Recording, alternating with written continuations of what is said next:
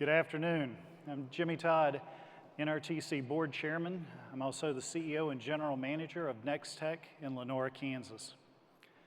I'm honored to open the NRTC annual meeting for our electric industry members.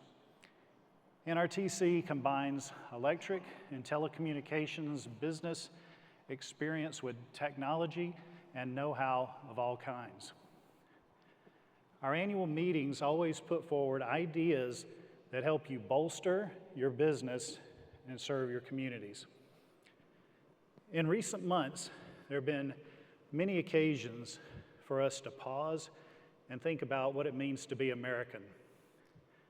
I'm certainly glad we begin our meeting each year by honoring our great nation. Please rise now, if you are able, for the national anthem and remain standing as Board Vice Chairman Lynn Hodges delivers an invocation.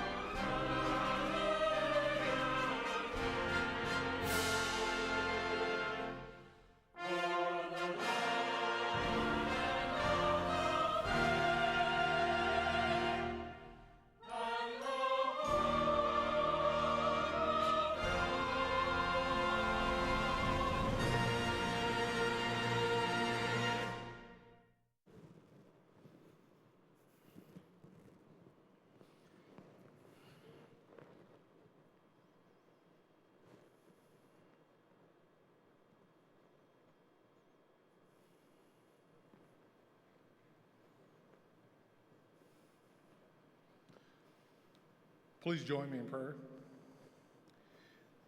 Heavenly Father, we give you praise and thanksgiving for safely bringing us to this place today.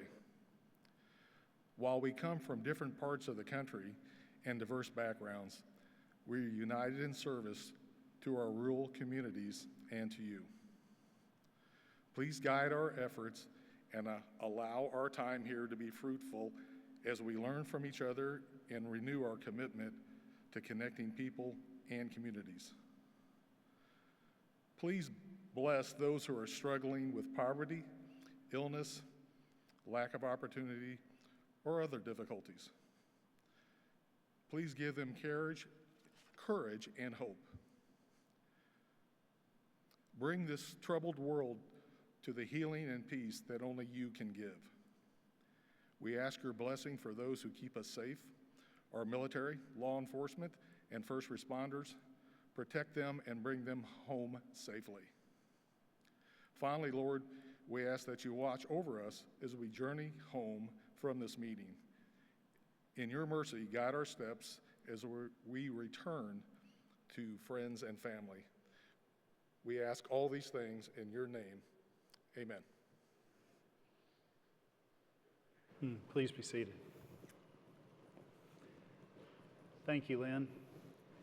In accordance with its bylaws, NRTC notified all members of the date of this annual meeting It is customary to accept electronic voting delegates as roll call for a quorum. I now therefore declare that we have a quorum of the Class A members here today. The notice of the annual meeting sent to all Class A general managers included minutes of last year's annual meeting. I ask for unanimous consent to approve the minutes as written. Hearing no objection, the minutes are approved. First on our agenda, I will introduce the members of the NRTC Board of Directors present today. Next, I will announce the results of the 2025 board elections conducted by a recent electronic ballot. We again had a very smooth election process, and we re-elected 3 candidates that were unopposed. I will deliver some brief chairman's remarks, followed immediately by Tim Bryan's CEO update. Finally, for those of you who attended NRTC's Tech Connect event last year, our guest speaker, Brittany Hodick, is a familiar face with great ideas for how co-ops can build relationships with their members. And if you were not at Tech Connect, you're in for a treat with today's guest speaker. I've been fortunate to work with an experienced and talented group of directors at NRTC. I would like to recognize them now. Each board member, please step on the stage as I call your name. NRTC Board Vice Chairman Lynn Hodges of Missouri, who serves District 8. NRTC Secretary Treasurer Dustin Durden from Georgia, who serves District 12. Mike Melandro of Maryland from District 1. From District 2, Gary Stooksbury of South Carolina. From District 3, Greg Grissom of Kentucky. From District 4, Sean Lamp from Michigan. From District 5, Josh Schallenberger of Illinois. From District 6, Justin Jantz of Minnesota. From District 7, Mark Scheibe of Kansas. From District 9, Chris Subert of Oregon. And from District 10, Bryan Lightfoot of Texas. Rural telephone companies as well will be represented by 2 other District 12 board members, Jason Dandridge from South Carolina and Tom Preston from Kentucky. The leading industry associations and advocates for rural America hold permanent positions on the NRTC board. Their CEOs are NRECA CEO Jim Matheson and CFC CEO J. Andrew Don. Shirley Bloomfield, the CEO of NTCA, the Rural Broadband Association, could not be with us here today. Let's thank these board members for all their fine work with a round of applause.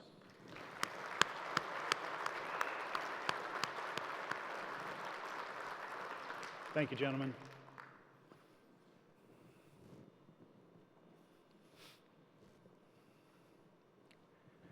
Now it's time to make the 2025 board elections official. To do that, I ask that Secretary Treasurer Dustin Durden certify the slate.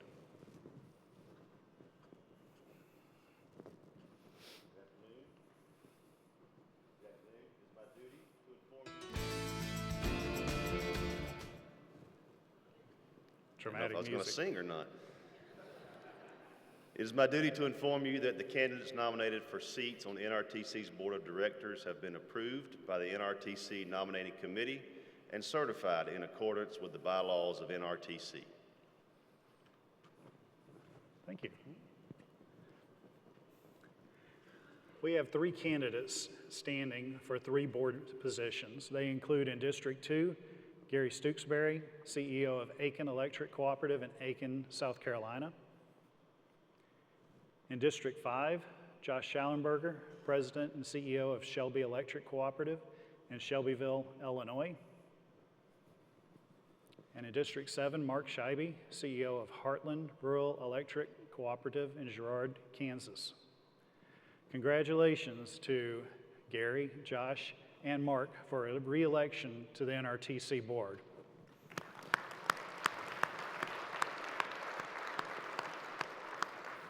I know there wasn't a lot of suspense there, but sometimes low drama is just fine. These board members will serve you well. Moving along to my chairman's reports. In the past couple of years, I've had the honor and the pleasure of being the board chairman for NRTC, and I truly mean that it's been an honor. One of the things that truly stands out with this organization is that it was built and operates with the goals and focus of a cooperative. I think about the reality that NRTC membership is quite varied. Our membership is uniquely diverse as it predominantly is made up of electric co-ops, telephone co-ops, and independent telcos. Our membership provides services across the entire geography of our amazing nation. I ride my motorcycle across the U.S. each year, and I am always filled with pride for how awe-inspiring this nation truly is, and yet how diverse it is. I love this time on the road. As NRTC members, we bring perspectives that may not always be in perfect alignment, but it allows us the opportunity to work together and find ways for mutual benefit. What we do together is an example of what I feel is so very important, doing the right thing for the right reason. I can honestly say that the NRTC board functions this way. I look forward to and appreciate the way each of the directors professionally approach their duties on your behalf. And that includes past directors I have served with as well as the current board. As you know, I'm a representative on the NRTC board for our telco members. And over the years, I've had some excellent electric mentors help me understand what's important to their organizations and to their members. I've learned some electric lingo along the way so that I have a much better understanding of what they're talking about when it's specifically related to the services they provide. But I don't try and act like I'm an expert in their world. I truly love to learn. And during my time on this board, I've had the opportunity to learn many new things. But what I enjoy so much is the shared desire to take care of our communities and our membership. It truly is a common bond that we share. Another thing that I value is that we start every NRTC board meeting with a prayer. And during that invocation, ask for guidance to make decisions that will benefit our membership, the NRTC membership. With this as our starting point, we engage with an excellent group of professionals that lead the organization. Bryan is a fantastic leader, and years ago, I proudly gave him the title of Captain Co-op. Well, why? Well, because I had access to a really good graphic designer, and I like to have a little fun.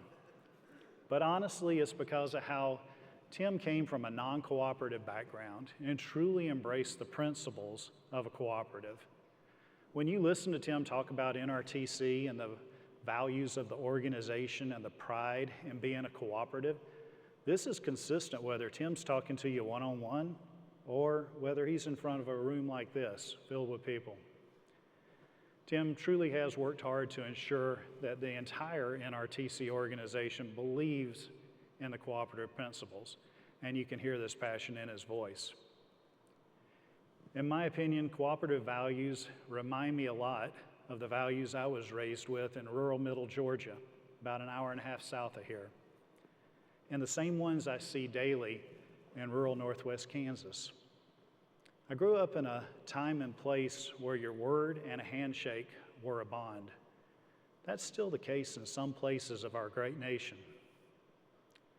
Cooperative values are more important now than ever before, and I'm proud to be affiliated with organizations that hold these values as a priority.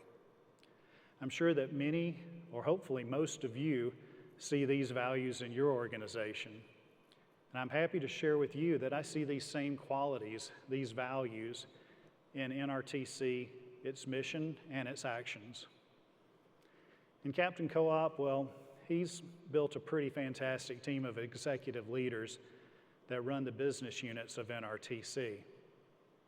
He has a wonderful team at the NRTC headquarters in Herndon also. Rest assured, these professionals are working with your best interest in mind throughout the year. And I'll share with you that each year I've been on this board, I've seen the business unit leaders work together better, all with the shared focus of being more and being better for the NRTC membership. By no means do I know everyone on the NRTC team, but I've enjoyed meeting many of them, and it's been really nice to tell them how I truly appreciate their work. Today, you will hear reports on NRTC's performance in 2024, and Tim will share some insights into the future in his CEO presentation. If you have any questions or suggestions, please take the time, reach out, visit with the board or the NRTC leadership team. We are here to serve on your behalf. And thank you for taking time to join us today. This concludes my chairman's remarks.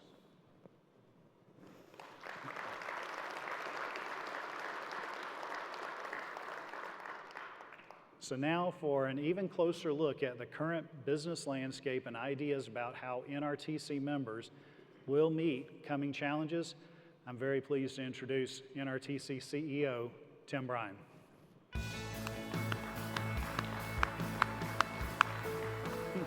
Jimmy, appreciate it. Yes, sir. That Captain Co-op picture continues to get more and more viewings, unbeknownst to me. I wish I had the body of Captain Co-op.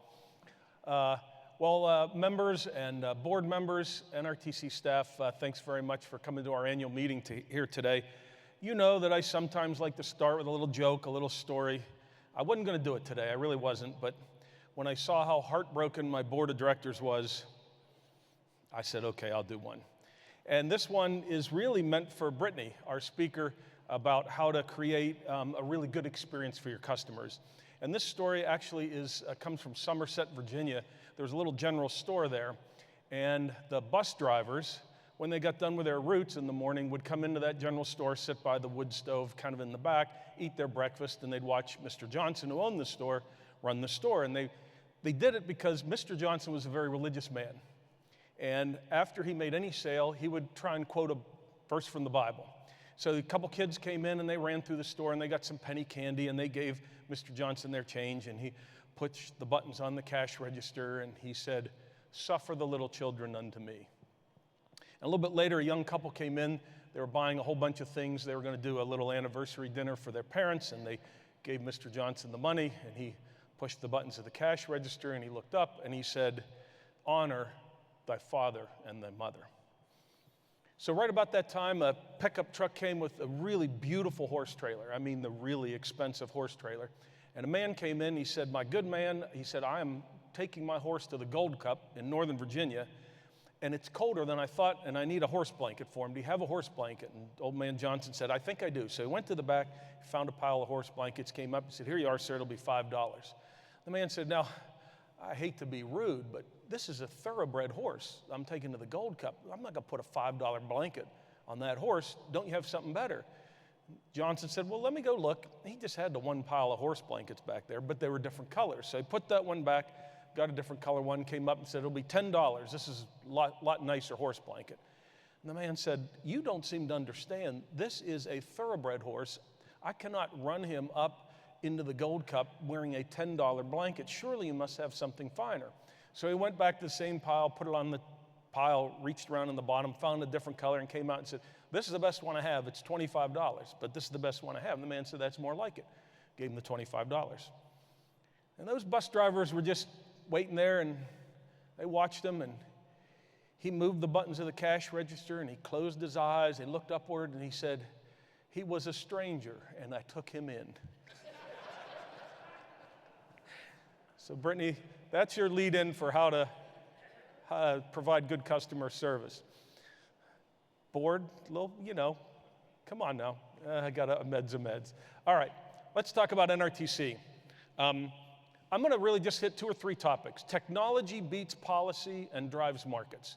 I'm going to spend a couple of slides because sort of we know right now we're in a period of fairly great regulatory uncertainty.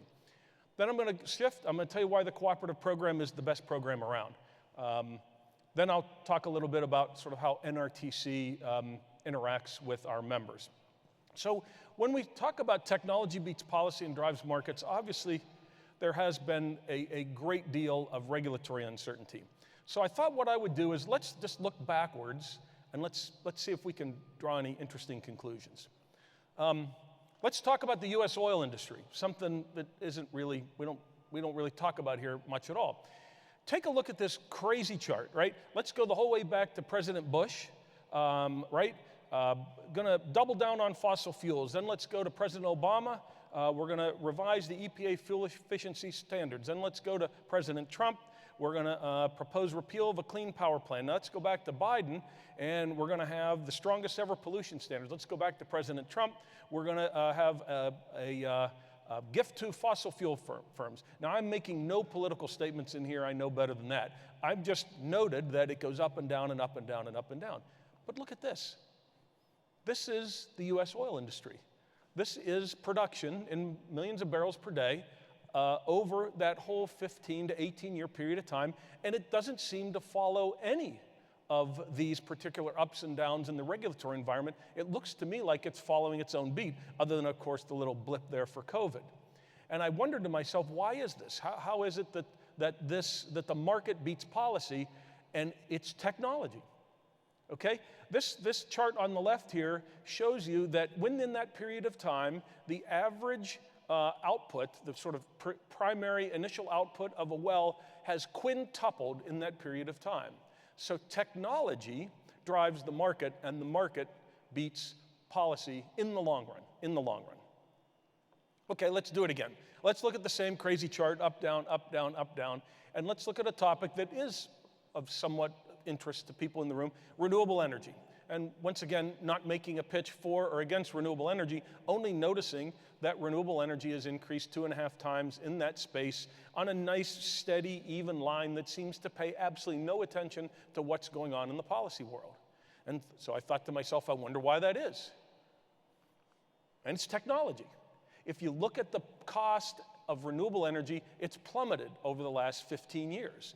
Lithium-ion battery prices falling 20%. Wind generators cost declines reflect technology. The clean energy revolution is unstoppable. That is not a quote from Mother Earth. It's a quote from the Wall Street Journal last Friday. So, technology drives the markets beat policy in the long run. Now let's look at it. Here's another way to look at it, but this is kind of on the downside. This is the Dow Jones Utility Index, just for the last year. See that big drop there in kind of December and January? You want to know what that was? DeepSeek, the new AI tool that promises to be able to provide alternative or artificial intelligence at a lower cost. U.S. power stocks plummet as DeepSeek raises data center demand doubts. That won't happen, by the way. My guess is that the demand for electricity will continue to rise, but nonetheless, you can see that technology has a very marked effect on the market. So, I would tell you, in a period of regulatory uncertainty, trust the markets, trust technology. It'll win in the long run. So now shift to part 2. The cooperative program is the best around. Now, to illustrate my point, I'm going to be talking about broadband. Now, I know that maybe 1/3 of the folks in this room are in broadband and 2/3 aren't. It's okay. Don't worry. You don't have to be in broadband to sort of get the thesis of what I'm going to try and prove here. ISPs, basically internet service providers, and cable TV rank the lowest in the country for satisfaction. If you look at ACSI scores, you'll see that internet service providers are second to last and subscription TV is last. If you look at net promoter scores, I'll tell you what that means on the next slide. If you look at net promoter scores, you'll see that cable is second to last and ISPs are dead last with negative net promoter scores. This is on a nationwide basis, they're negative. Now, what is a net promoter score? Basically, a net promoter score is if you ask your customers, would you recommend us? Would you recommend our service? Would you recommend our company? If people say 9 or 10, you get points. If you say 7 or 8, you get no points. 0 to 6, you get negative points.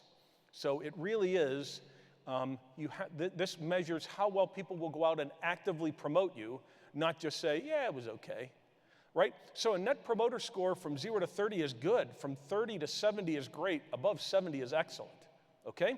That's what a net promoter score is. We've studied the rural market at NRTC, and not just NRTC, but our new friends from Pivot, done exhaustive studies of telephone, broadband, and electric broadband providers in 24 states, 381 rural communities.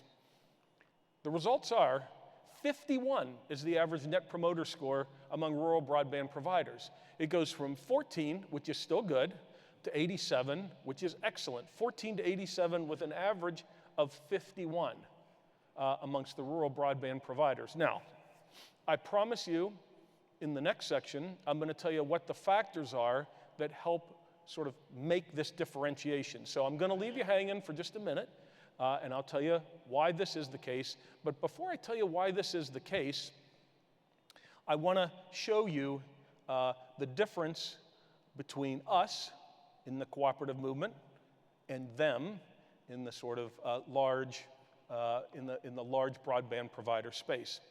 And so I thought I would turn to an expert, the great and mighty McKinsey, probably one of the largest global consulting firms, and they did an exhaustive study, The Future of Telcos, Mapping the Routes to Renewed Success. This is telcos all around the world, all the large telcos, every country. And they did this exhaustive study. This is December of 2024. This is just a few months ago. What did they come up with? What was their conclusion after studying this broadband market, this market that earns a negative 41? What did they come up with? Local independent units with the customer at the center. Now, I don't like to read slides. I'm not supposed to, but I'm going to read you a little bit of this slide. They said by delayering, which is separating the single company into various dynamic independent units, telcos can finally unleash their hidden strengths that have been buried in massive, overly complex and bureaucratic organization. That's number one, separate into local independent units. Part two, how to do it, okay? Create independent units with a single-minded focus, putting its customers at the center, and have these new entities closely collaborate where appropriate. For example, by sharing data, best practices to capture as many benefits as possible. My question to everybody in the room is, does anybody recognize this program? Does anybody recognize what McKinsey is recommending that the large telcos do in order to solve this gap between negative 41 that they have and the positive 51 that we have? The largest consulting firm in the world says, you should be more like us. That's the message you should take away from this particular example. I'm going to play you a video here about how to become more like us by putting your customers at the center. And many times by putting your customers at the center, you have to start by putting your employees at the center. Have a look at this video from Inland Video. Inland Power and Light is an electric cooperative. We serve 13 counties in eastern Washington and northern Idaho. I've always loved working here. I think there was some separation, both physically and mentally, between the two groups of people working here, both the office side, the field side. When you have that physical separation, it already is difficult to try to keep that camaraderie in place. Knowing that we needed to fix things with our infrastructure and fix the operational side, we needed to have a stronger culture first. If your employees are having a great experience, they're going to pass that on, and your members are going to feel that also. We were using Pivot for our customer experience training, and that was going very well. We had our first meeting, and kind of Pivot ran over a rough draft of what the purpose of this was. And after sitting through that, I figured, yeah, this could really help a place out. One of the most important pieces was being able to see representatives from every single department, both in the office and on the trade side, be a part of that. We had some that were vocal, some that were quieter. It took a little bit of time, but once people started seeing what it was about and what our intentions were, it seemed like everybody changed and they were all for it, which was a good thing to see. And out of that, we developed our cultural statements, not just having a statement like honesty and integrity and accountability. We wanted something that was unique to Inland Power. We couldn't do that on our own. We really felt blessed that we had somebody like Pivot come in and was able to wordsmith and put our thoughts actually into words and what it meant for us. After we were done with our exercise with Pivot, we established our Inland Way. We had a large, fun Inland Way launch party. We definitely can tell a difference in our recruiting. Our applicants that have come in and said they saw our values and that sounded like a great place that they wanted to work. Having this now is a foundation to a lot of things that we do. It sets the tone for strategic initiatives and our strategic plan. It sets the tone for how we hire, sets the tone about when things get tough, what are we gonna lean back on? And when things get tense, you know, what are we going to hold to our truths? And every organization is going to have those challenges. And when the time gets tough and things get stressful, we remember to have a little bit of fun, to take care of each other, to make sure that we're asking are people being taken care of, and focusing on that. And that's really important to me. I've never worked for an organization that cares about its people the way Inland does. And it's kind of one of those things, I'm in it for the long haul, and I would follow Inland over a cliff because we're doing something special here, and it's really cool to be a part of. It's good to be here. It's really good to be here.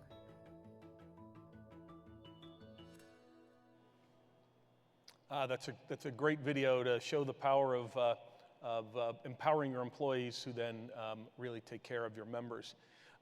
So let's celebrate our partnership a little bit, and let me go back to the theme of how does this differentiation occur? How do we get from a positive 51 to a negative 41? And just like McKinsey, we know it's because you put your members at the center. And we've found, we think, 6 qualities when people do their NPS scores and they do their ACSI scores. They measure things like trust, people, technology, the cooperative, quality, and value. So you put your members at the center with these qualities, and so I want to tell you how we put you at the center along these 6 things as well. So let's go around the horn a little bit and examine each one of these 6 ideas. Quality.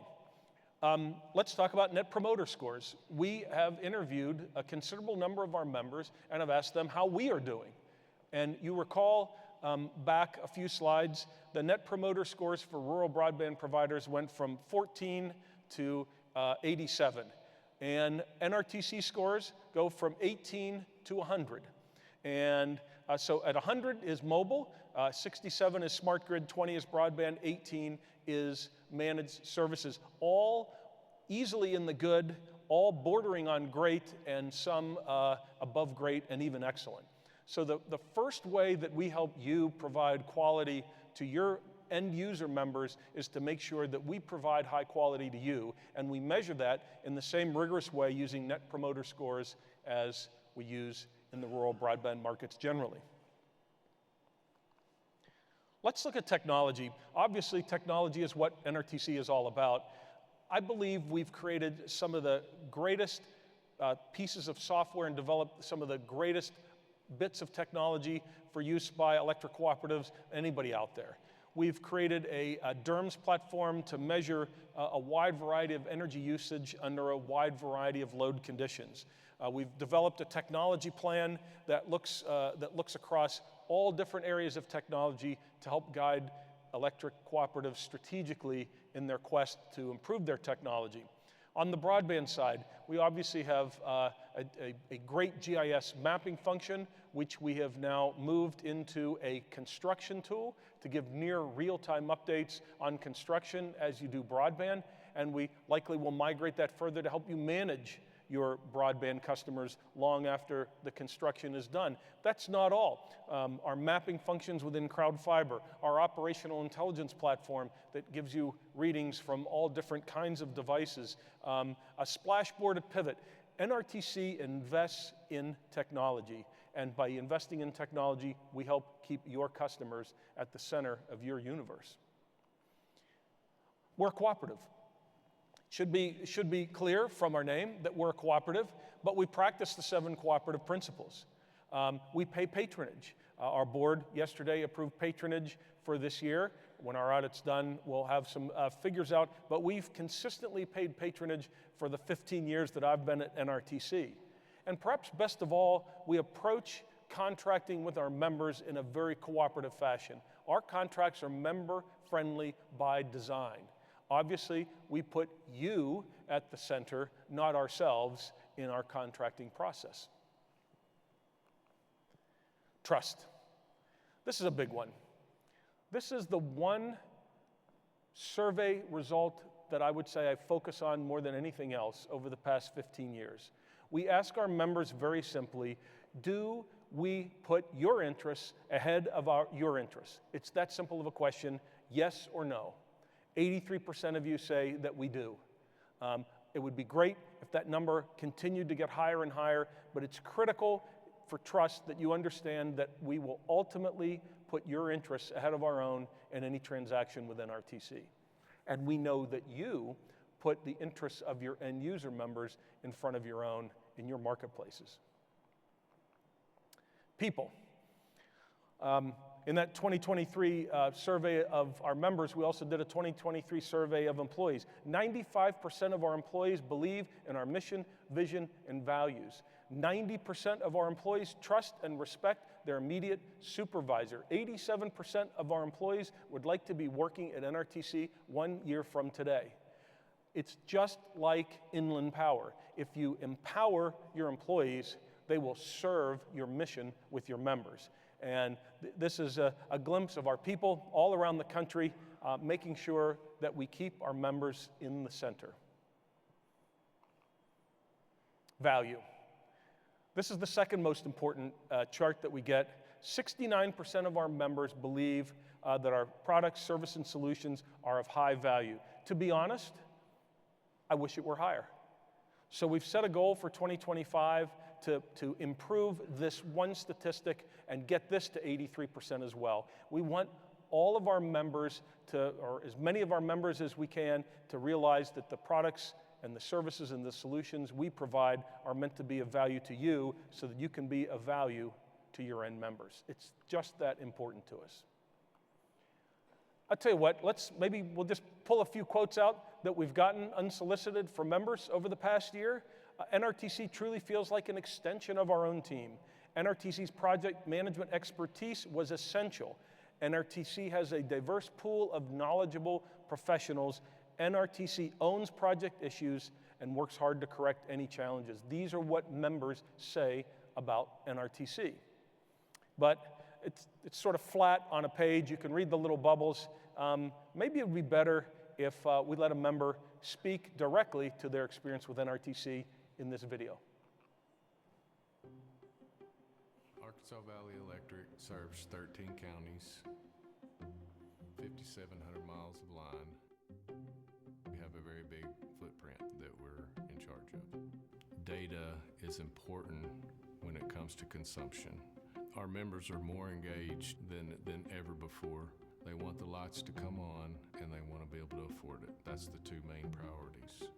All of our projects, everything we do is geared and focused on that very thing. So in 2018, we started deploying the fiber network, and that's led us up to the project that we're working on now for the distribution and automation putting new downline devices in, getting rid of a lot of old reclosers, bringing it into our SCADA system. The funding opportunity came up through the DOE. We started looking at how can we build out what we were already doing. Our existing metering platform has served us well. It's been very reliable and has done its job. The technology's aging. The need for more data is evolving and continuing to grow. When we started looking at the DA side of this project, we were kind of tunneled like this is the avenue that we want to approach. NRTC kind of come along, knew we were looking at the system, started saying, hey, I think if we start pulling this together, it really showcases the whole entire application versus just the one piece of it. What really kind of tipped the scale was the constant communication with NRTC saying, hey, listen, we think without this, it may not be successful. You can bring in part of it, but to be able to tie it all together and say, okay, now I can see what's coming in versus what's going out. If you can tie that into a smart grid, the chance of success is a lot higher. So Arkansas Valley submitted the grant to include a full meter changeout, which is 66,000 of our meters. We'll be hanging 2,400 fiber mini APs, and then we'll also be changing out about 1,200 of our reclosers, 200 of our regulator panels, and then about 150, 160 capacitor panels. The entire project is $36 million, and we're getting about a 50% match. It'll be $18 million for the co-op and $18 million that we're granted. Receiving that money is like a shot in the arm on a project. We had started the process of the vision of the smart grid. The application opportunity came along. We seized it and cashed in on that, and that was great. So we were able to probably move it along a little faster than what we would have otherwise. Lots of high fives around the building. Being able to build out this infrastructure really gets to serve our members, and that they not only get the data for their energy usage, but we can also make them a more efficient grid and make it to where we are always providing them reliable power, responsible power, but we can also try and reduce costs as much as we can to put that dollar back in their pocket. From the membership standpoint, it's going to be a lot better reliability coming along.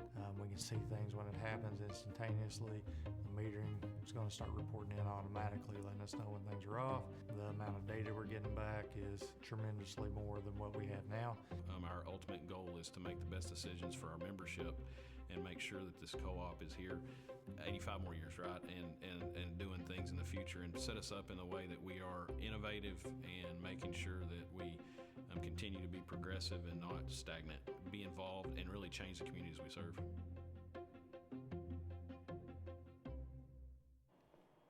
Great project for Greg and his smart grid team. All right, well, I'm going to wrap it up here. Just give you a couple more slides. As you probably know, we have 900 employees now in 45 states. We have offices all around the country and even in New Zealand. I don't think Chris Hammond is in here from White River. I think he right now is the only member who's visited our office in New Zealand. But if you want to fly to Christchurch, New Zealand, we'll run you by our office. We'd love to have you.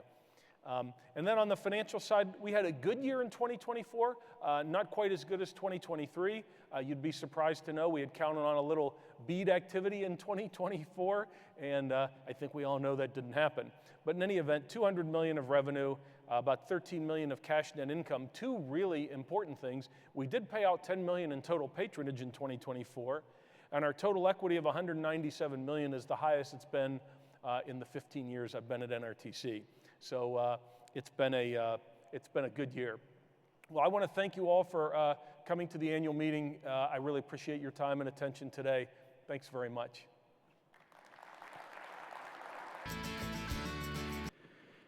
I ask now, is there any unfinished or new business that we should address today? Hearing none, on behalf of the Board of Directors and NRTC staff, thank you for your participation. Enjoy your time here in Atlanta, and meeting adjourned.